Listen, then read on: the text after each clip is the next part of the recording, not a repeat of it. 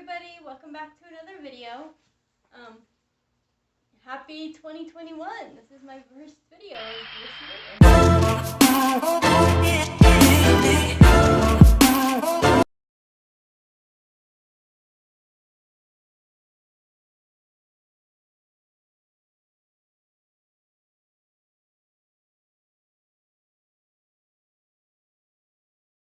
As you all know, I suck at doing sit-down videos. With my ADHD and brain fog and everything, I just cannot keep on topics, and I don't talk about everything I want to talk about, and then I'm like, why didn't I talk about it? I wanted to talk about that specific thing, but I didn't. I've already filmed this video once before my last video went up, and then I was like, this is not going to work. I'm just going to upload it home because I just can't keep my thoughts together, but hopefully I can for this video because I really want to get this out to you guys. So this is going to be about my autism diagnosis. I know some of you have kind of been asking about it and want to know what's up with that and everything. So I thought I would just kind of explain the backstory.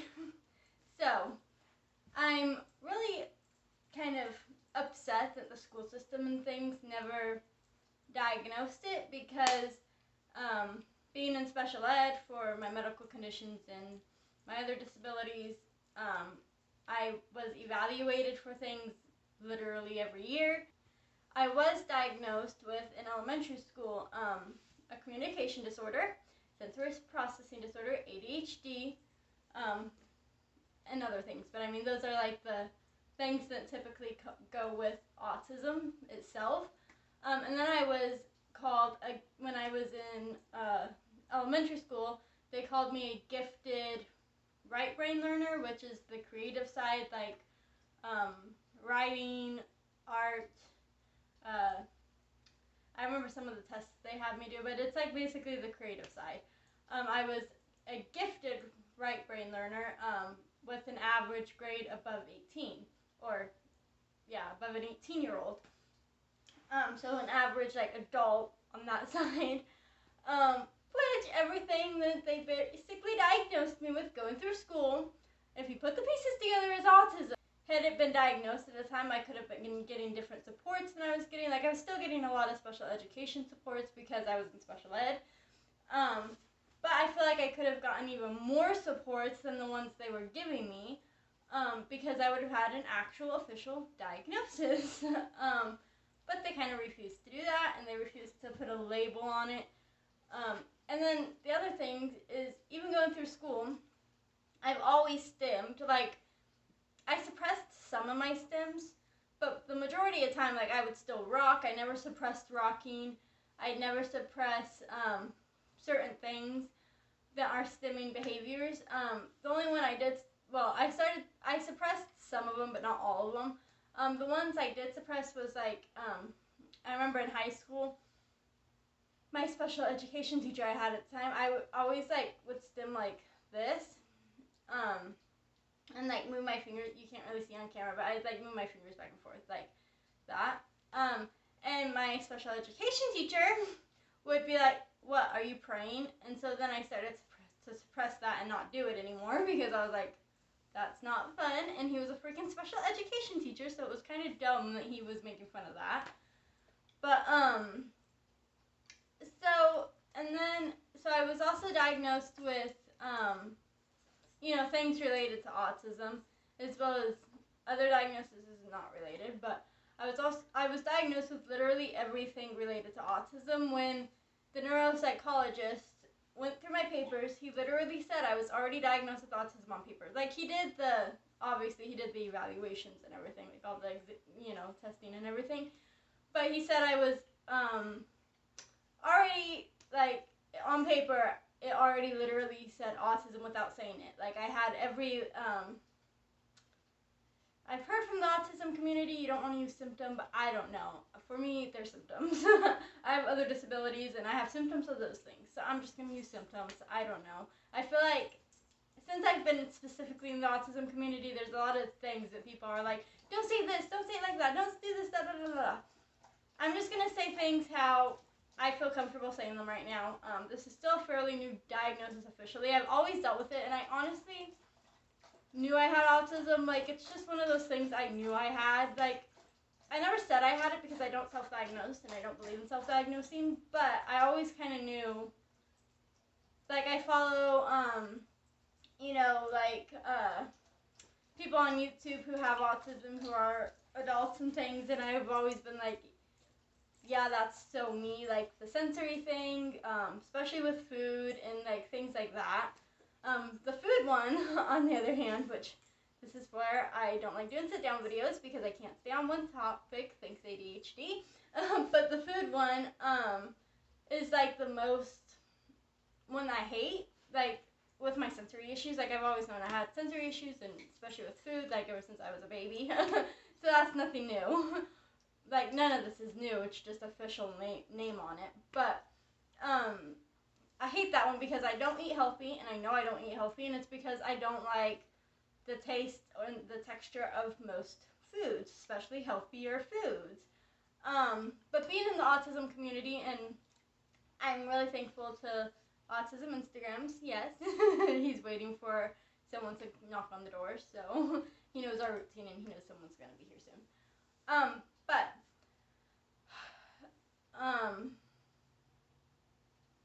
Brain fog, sorry. So, I'm really thankful to those Instagrams that, because it really makes me understand myself more, especially with the food one. Like, ever since I was little, if I was made to eat something I just didn't like the texture of, I would literally throw up. Like, I just can't, like, physically do it, even if I try and force myself. And for me, that's the most frustrating thing because of the fact, I don't eat healthy. And since following those Instagrams, I've kind of learned that, that's common with autism. That you just eat what you like to eat, and you just can't really like force yourself to do otherwise. For me, that's really frustrating because even when I like moved out and started like buying my own foods and stuff, I was like, I really want to try and eat healthier, but I just physically cannot do it. And I know that's not good for my health, especially with my chronic illnesses. I know I need the nutrition, but it's just like I can't do it, and that's honestly like the most frustrating thing. Not about the diagnosis, but just about autism as a whole. Now I know that's officially what I have.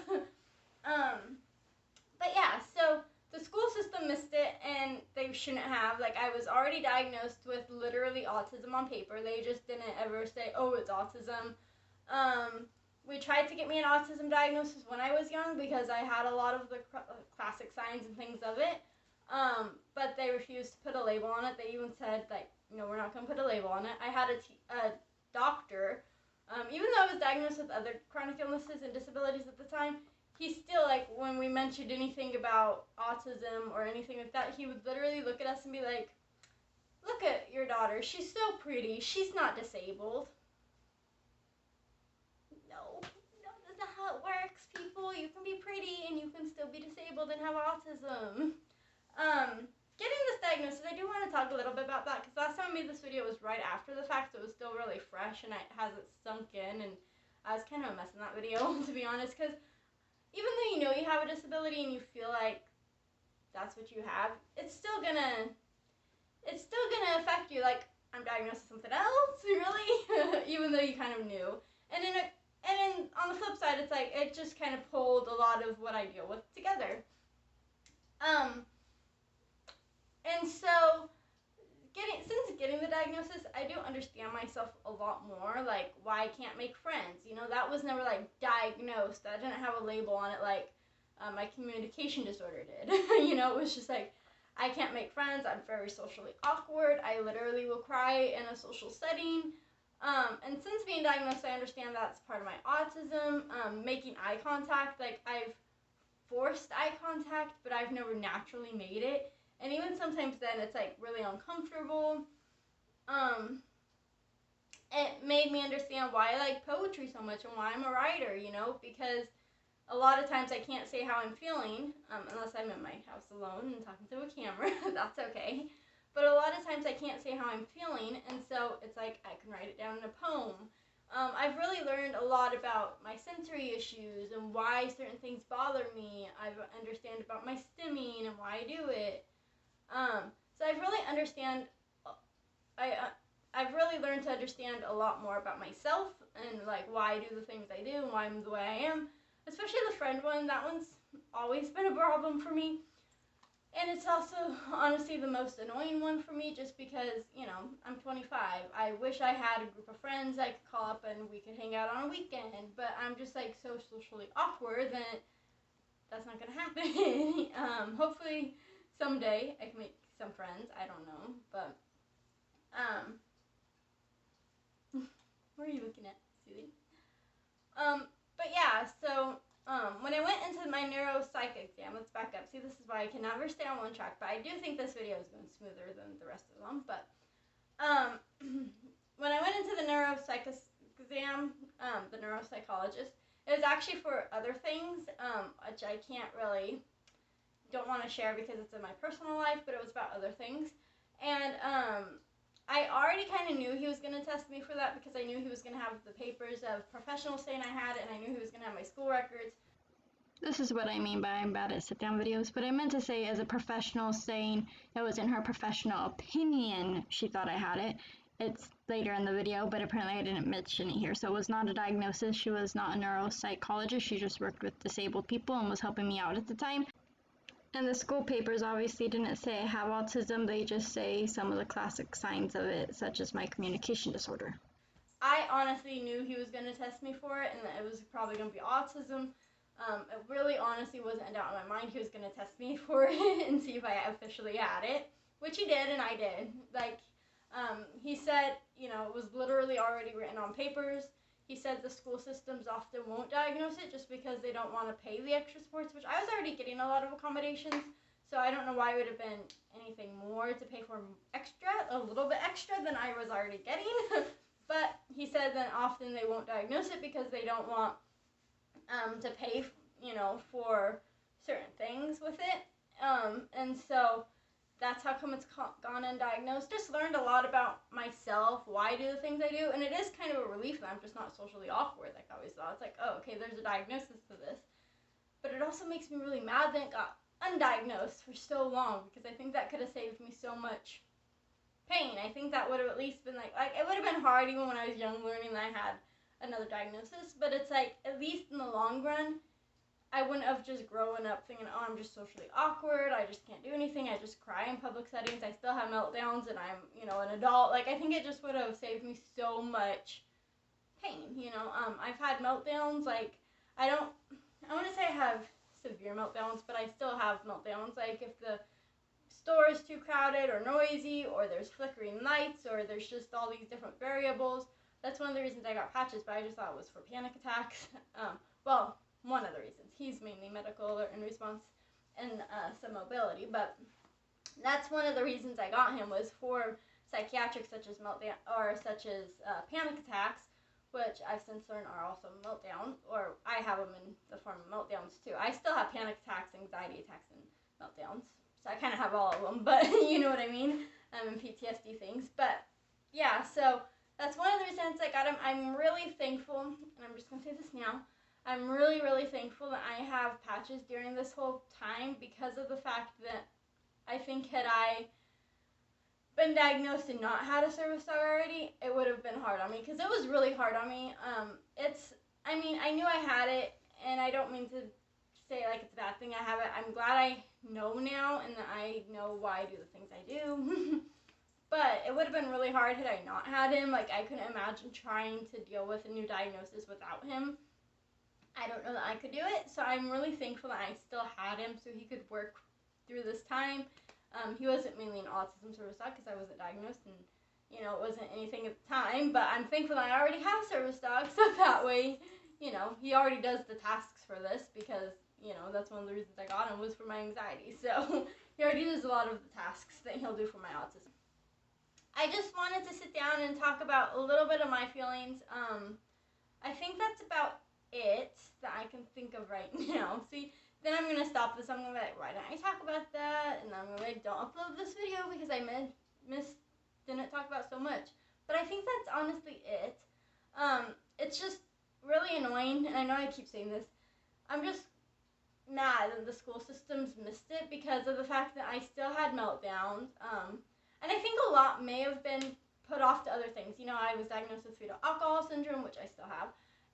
And that and autism can go kind of hand in hand, but there's also big differences. Like with fetal alcohol syndrome, often you will have better verbal communication than written communication, whereas autism, it's better written communication than verbal communication, which I definitely have better written communication, so I definitely have the autism thing of that, but then I also have certain fetal alcohol things, so I think I have both of them. They're just kind of combined, but like I wasn't undiagnosed with it or anything, so yeah. But then I still have obviously intellectual disabilities. That's not related to autism, which I found out. I didn't know. I don't know. That's just like its own thing. And then I would hide under desks and have meltdowns, but I think that was contributed to, it's my PTSD. And so I think that was kind of just, and I think all those things are still kind of true because I still have all those things. But they missed the bigger picture, especially with like my communication disorders, sensory processing disorders, and all the things I was already diagnosed with that aren't related to any of those things, but their own separate thing. It's like, really, you're gonna miss this. I was in special ed my entire school life almost until like 12th grade, but then I still had one period a day where I was in special ed. So, so I was pretty much in a special ed classroom my entire school life, and they just missed it. So it's kind of frustrating. Even when I told people that help me now, like with some of my supports, which I'm not going to get into, but they were even like, you weren't diagnosed with that before? Like, I already knew this. Like, they're not like qualified to diagnose it. Like the girl who I knew that he was going to have a letter saying she thought I had autism. She helped me with some supports, but she wasn't like a neuropsychologist or anyone who can diagnose it. She can just say, you know, this is my professional opinion, but she can't really put a label on it. But yeah, so when I've told certain people, they're like, you are just now finding that out. Like, we knew this. But yeah, so it's frustrating that it got missed all these years because I think that would have helped me understand myself more going through school, understand why I do the things I do, why I'm the way I am, but it did get missed. So the point is, I know now, I'm still newly diagnosed, so if I say any terms wrong, I'm sorry, or if I upset people, like I'm finding out, you know, still more about it, but following the Instagrams and stuff of people who have autism, I'm finding out there's a lot of like terms and things that you don't say that everyone kind of says, but you're not supposed to, so I don't know. I'm still learning, like apparently saying high and low functioning is offensive to a lot of people. I'm still learning the terms. So in this video, I'm just talking about what I feel comfortable talking about and saying, and if that affects you, I'm sorry. Like apparently people don't like the puzzle piece symbol. I used that on my last video because I didn't realize that, like in the text of my last video, because I didn't realize that using puzzle pieces was offensive and that you're not supposed to in the autism community. I'm still learning. Personally, though, I think it's cute, and I kind of want a service dog best specifically for autism with puzzle pieces. Plus, if people see puzzle pieces, most of the time they automatically know that's advocating for autism, which I think is good. I think it's good to show that, yes, females do indeed have autism because we aren't diagnosed with it as much as males just because we have different symptoms.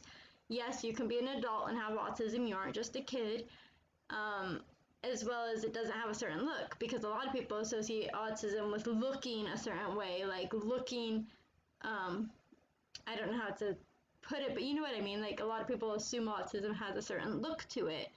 Like my doctor who said I was too pretty to have it. Like people assume it's like the way you look, which it's not. It's the way your brain functions. It's one of those disabilities that's like the way you function. You can't see my functioning systems. So that's it. Thank you. For me, I think it's also kind of a cute representation, not behind the meeting, because I didn't even know the meeting until I looked it up, because I was like, why is everyone so angry about this?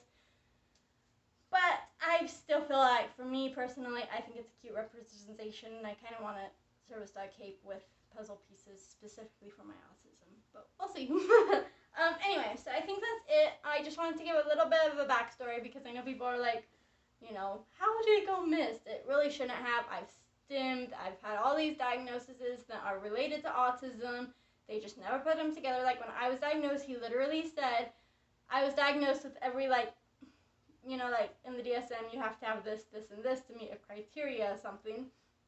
And he said I was literally diagnosed with each of those points. They just never put autism on it, even though I was diagnosed with it. You know what I mean? So I've always had this. It's not like my struggles are new, you know. It's like I've always had it. I honestly knew going into this appointment I was going to be diagnosed with it. It doesn't make it any easier to be diagnosed with it. But I kind of knew I was going to, because I knew I had the sensory issues, and then following people on YouTube and Instagram, I'm like, I definitely am going to have it. Like, especially my communication. When I'm having meltdowns, I do go nonverbal, so I'm kind of, like, I'm, you know, mostly verbal. But, like, if I'm having a meltdown, which I found out is a thing in autism, no matter how high or low function you are, you can still sometimes go nonverbal in certain situations, even if you're mostly verbal the other times. So, like, in meltdowns and certain times, I do definitely go nonverbal. So there's just, like, all these things that people have missed. I still have all my other disabilities, nothing got undiagnosed, except for he also diagnosed me with bipolar, which I wasn't diagnosed with before. I was diagnosed with depression, but he said the reason the depression medication didn't work, which some of you know this, I took a depression medication, I'm not going to label it, but I took a depression medication a few years ago, which made me gain weight. It made me gain weight, and it made me, like, really extra, like, depressed and stuff, so it just did not work. Apparently, if you have bipolar and you take depression medication, that happens, because it's not the same, like, you know, hormones or whatever I don't know what medication is, but it's not whatever you need. It's like the opposite, so it can make you do that. So apparently that is how come that did not work, and that made me weigh 10,000 times worse. It also made my blood pressure go up really high. So it just did not overall work. Apparently it's because I have bipolar, not depression. So that's just kind of good information to have. He said that most of the time when people get diagnosed with bipolar, it's because they took an antidepressant and it backfired. So, yeah, so that's just kind of good to, like, know and learn, I guess, and to be like, okay, so this is what I have. Yeah, so I'm going to be looking for like, you know, I go to therapy, like, because I have PTSD and other things, you know. So I go to I've had the same counselor, therapist, whatever, for the last, like, since high school, like, since I was in literally 12th grade. I originally went to her because I was losing all this weight and stuff. But I'm going to be looking for one that specializes in autism specifically, just because mine never knows how to work with my communication disorders. She's almost let me go multiple times because I wouldn't talk to her. And then when I do talk to her, sometimes she kind of, you know, she just doesn't really know how to work with me. She also missed all these, like, key things that I feel like she should have gotten by working with me for the last 7 years, but she never got them. So I'm going to be looking for a specific therapist that specializes in communication disorders and autism, so that way hopefully she'll actually help me, unlike my current one, which I go to twice a week. I go to every 2 weeks, but she never helps me. Like, one time she gave me breathing exercises. I have a lung disease that did not go over so well. I was like, I can't do these when I have a lung disease. So I'm hoping to find a therapist that can actually work with my autism as well as just disabilities in general. Like, don't give someone with a lung disease breathing issues. It's not like this was a secret. So, like, I like her. She's a good therapist and all, but I think she's better for someone who doesn't have disabilities or just has, like, my physical disabilities compared to someone who actually has other disabilities in the sense of communication disorders and lung diseases. She's a good therapist otherwise, but I think it would just be helpful to have someone who specializes in disabilities as a whole. So I think that's it for this video. We're almost at 25 minutes long. I'm sorry this is a longer video than normal, but I just wanted to do a lot of the backstory and stuff because I've gotten questions about, like, how did it go undiagnosed, which is not uncommon for a female because I guess it shows so much differently in females than it does males. And so it's not uncommon to go undiagnosed. But also, I've had all the symptoms. I've been in special ed my entire life. And then I've had all these other things. I've had meltdowns. I've had stints. I've had communication disorders, sensory processing. Like, you name it, I've had it. So it's really annoying that it's gone undiagnosed. It really shouldn't have. It really should have been picked up on when I was young. Yeah, so you don't have to look a certain way to be considered disabled or autistic or all these other things. Like, you can't see what's inside my body. You can't see my brain. You can't see my lungs. You can't see my heart. Like, you just can't see all these organs that can be affected by disabilities. All you can see is my face, you know. But I think that's it. I'm sorry this is a long video. I feel like this is a good one, though. I feel like I got everything I wanted to get out, which is so hard with my ADHD. Like, to really get out what I want to get out. And then I also have brain fog due to my other disabilities. So I start talking and then I have a brain fog and I'm like, what was I talking about in the first place? So this is a good one. We're at 27 minutes. I'm probably going to, you know, edit it and maybe cut things out. I don't know. Maybe I'll just leave it all up because I feel like this was a good video. Very informative. But this is just also some good stuff for you guys to know. If you suspect maybe you have autism, maybe you should go see a neuropsychologist and see officially. Go get a full exam and they can tell you.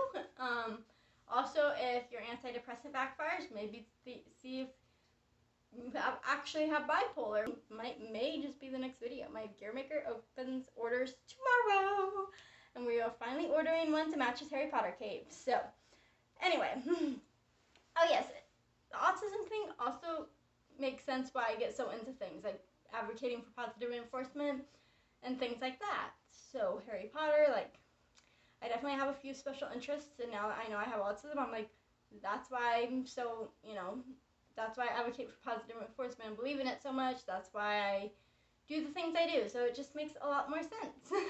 Anyway, I think that's it. So yeah, so I'm going to order a Harry Potter harness to finally match his Harry Potter cape. So stay tuned for that. If you want to find out what exactly I'm doing, go to my Instagram at officiallylydiaslife. It'll be right here. And I will probably, well, if you go there right now, actually there is nothing on the cape because this appears from your story in 24 hours. But I probably will make another post about it. So, and when I order it, you know I'm going to post it that I ordered it. So, yeah. So, please like, comment, subscribe, do all the things, and I'll see you later. Bye, guys. Hello everyone, thanks for visiting my channel at Officially Lydia's Life.